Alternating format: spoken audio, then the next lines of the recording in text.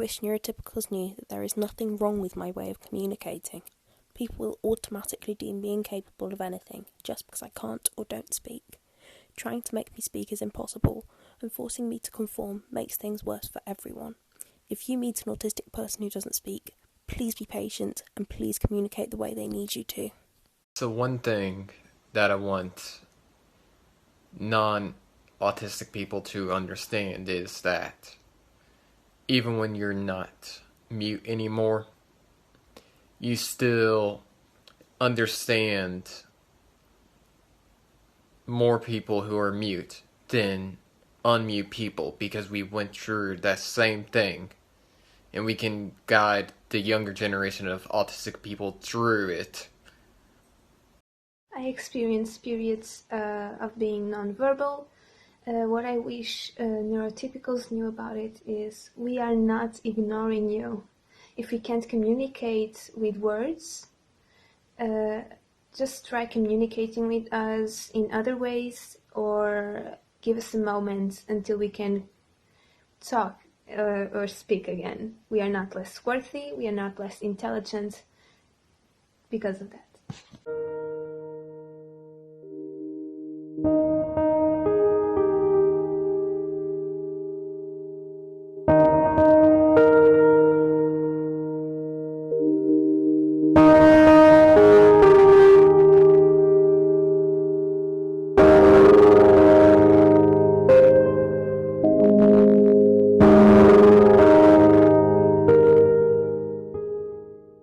I want neurotypicals to know that not speaking does not mean not thinking. We can still hear you, we can still think.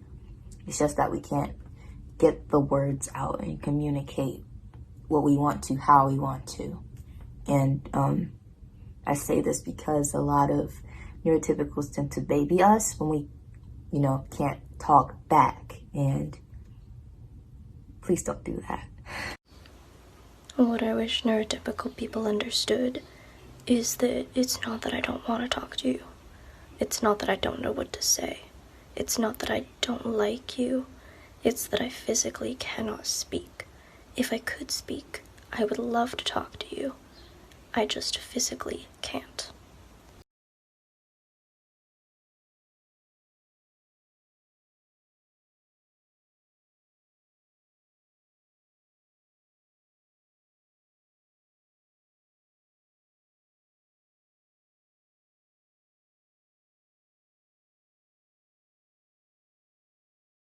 So when a person has an emotional distress or a sudden fright in their life, their body releases a lot of adrenaline, and when that happens, their body goes into a state of shock. So you experience confusion and you can't find your words that you want to use to express yourself as to what has happened. Basically, that's the same with us. Our senses are overwhelmed with everything to the point that we cannot use or remember to use words. I'm Matthew, and what I wish neurotypicals would understand about non-speaking autistic people is that that we still think and we still understand, and we may communicate in different ways. Just because we can't speak doesn't mean we're not engaged with the world around us. I wish people knew that you can't control it. It's not something you can just turn off and on again. And sometimes we do want to talk and sometimes we don't. It's not black and white. It's not you just know what to say or don't know what to say. It's more complicated than that, and I think people need to understand that.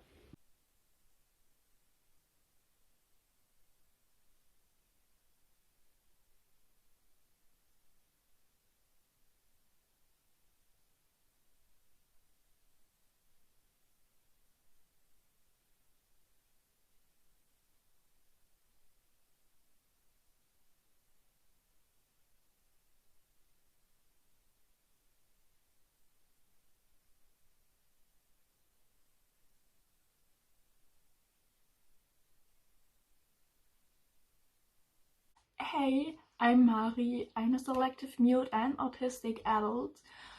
And I wish neurotypical people would know about the non-speaking autistic people that it is very traumatic if you force us to talk.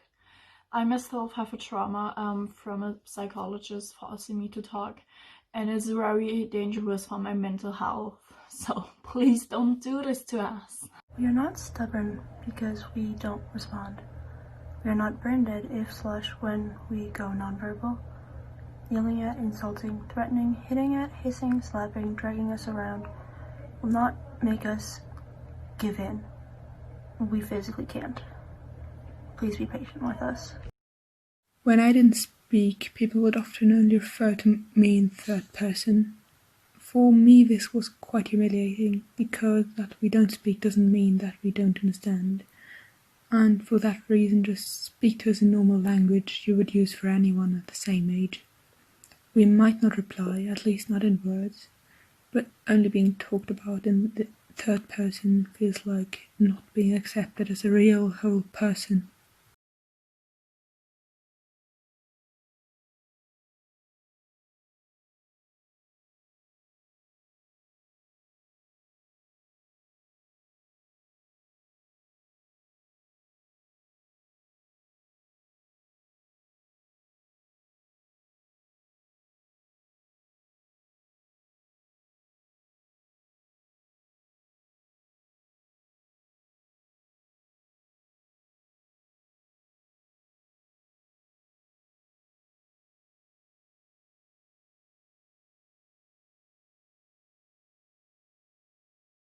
I'm Adrian, I'm autistic, and clearly I'm not completely non-speaking, but I do have non-speaking episodes when I get burnt out. So, the question is, like, what do you wish people knew about being non-speaking? And basically, just don't be, like, a dick about it. Like, don't try and pressure people into talking to you, and don't get offended when they don't, because it isn't about you, it's them just physically not being able to speak. And yeah, it's really not a thing you can control.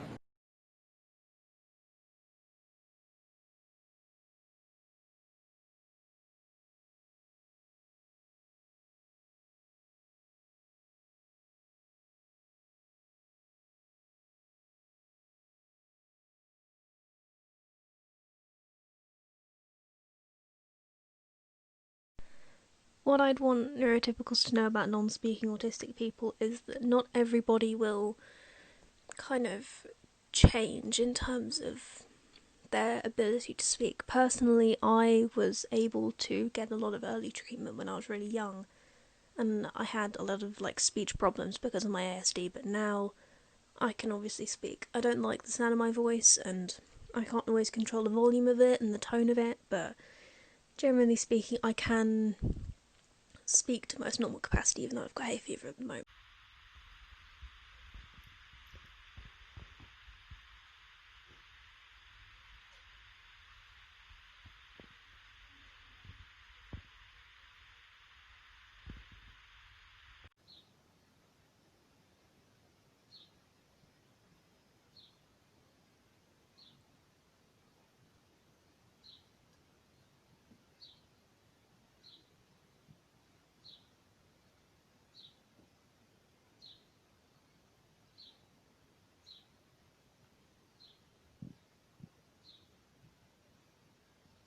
When I get stressed or overwhelmed, I shut down and stop talking, and I would like people to know that asking why aren't you talking over and over again isn't just going to make us want to or be able to talk or talk clearly for that matter, and then refusing to respond to written or sign language isn't helpful either.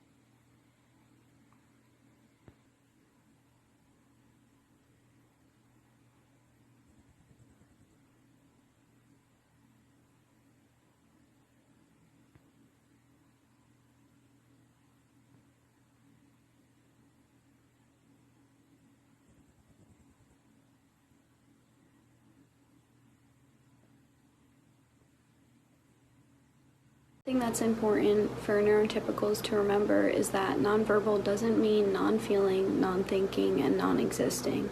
It's important for you to see us and pay attention to us. Remember to pay attention to your body language and our body language. Remember that there are hundreds of communication styles, not just verbal, and to remember to listen to us and pay attention to us, most importantly, especially when we're not speaking. The moment where you're experiencing this, it's like all you're thinking in that moment is for another way you could get your point across. And by the time you come up with something, it's already too late. In most situations, a gesture can make up for the lack of words, like a smile or a nod or any kind of non-verbal gesture could make up for, your lack of words in that moment, but even that is not coming out. And it's as if you're asking the world for a timeout in a moment where you need verbal communication the most. So it's like verbal communication is the only thing that can get you out of that situation then, right in that moment. But you just cannot do it.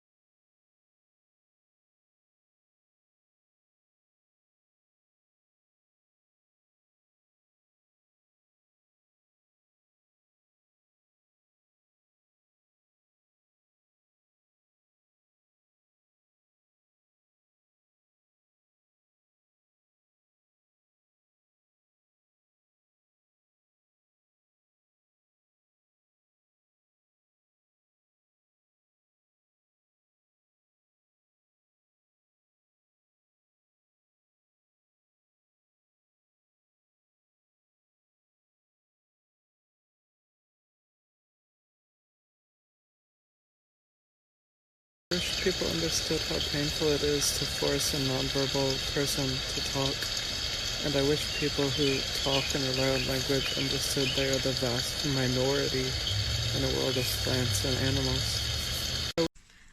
When I have nonverbal episodes, I want to communicate in sign language, and it's really frustrating because not only do not a lot of people know sign language, it's not very commonly taught, like, freely, but also I feel very self-conscious doing it in public because I'm a hearing person, and a lot of people think that, oh, you have to be talking to a deaf person or be deaf to be using sign language. A lot of neurotypical people think that not being able to speak means that you can't communicate or that you don't understand language, because I didn't speak to anyone until really I still have trouble, sorry. To anyone except for my mother and sometimes my dad until maybe I was like 7, and my mom's like, yeah, that's not selective mutism, that's not autism, because I understood language, and that's just simply not true. I wish neurotypical people knew that when I can't speak, it's not a choice. I also wish they knew that speaking isn't a superior way of communication. I can communicate just as well, if not better, using writing, or sign if I knew more.